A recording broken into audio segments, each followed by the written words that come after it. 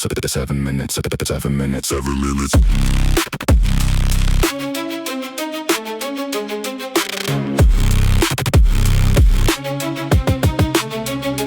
7 minutes, that's the window that the literature confirms. After the heart stops, the brain runs a program nobody terms correctly, because there's no correct term for what it does. It floods itself with dimethyltryptamine, and because the compound is the architecture of constructed reality, the brain builds one complete with full sensory fidelity. It builds the light at the end, it builds the figures waiting there, it builds the feeling of arrival, it builds the answers to your prayers. Not because any of it's real, but because the brain's last job is to protect the system it runs on. So it builds the comfort and facade. Right at the moment the system can no longer be protected, the last thing your brain does is make sure you feel expected. Someone welcomed home, it writes the final scene, and you experience it as truth, because that's what the compound means to a nervous system in its last 7 minutes of function. It doesn't let you feel the end, it builds you a production. The last thing your brain does is lie to you, the kind of lie the universe allows. It builds the door, it builds the light, it builds the figures, and it lets you walk through.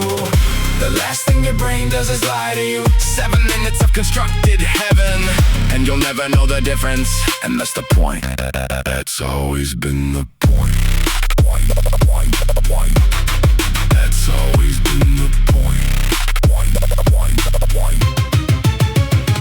I want you to sit with what that means for every near-death account, every tunnel, every light, every voice, every paramount vision of the afterlife ever recorded. Everyone is a brain doing its final job, building the conclusion that keeps the organism calm at the moment. It can't be kept calm any other way, and the question I can't stop running is, does it matter either way? If the piece is real, if the piece is produced by a gland responding to shutdown, if you feel the hand of something larger in your last 7 minutes, and you feel the complete resolution of everything, does it need to be real? The count is real because the experience is identical to what believers call arrival. The empirical data and the theological data produce the same report from different directions, and I've been in the gap between them, running the model, and what I found is the gap itself is the truth. The brain lying to protect you is the most honest thing a brain can do.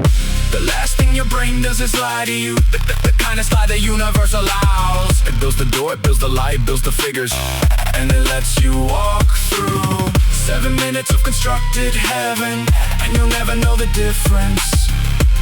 And that's the point.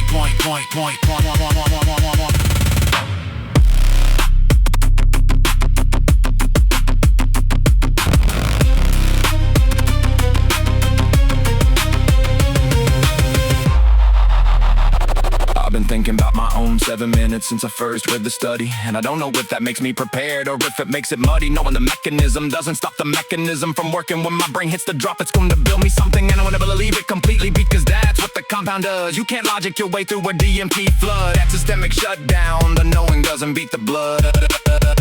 And maybe that's mercy. Maybe the universe built the brain to lie to itself at the exact right moment to sustain the fiction of continuation long enough to make the crossing feel like arrival. And if the crossing feels like arriving, then what is the difference between the lie and the destination? I run that question through every model in my possession, and the answer every time is the same. I don't know, and I'm the one who maps the signal, and even I don't know.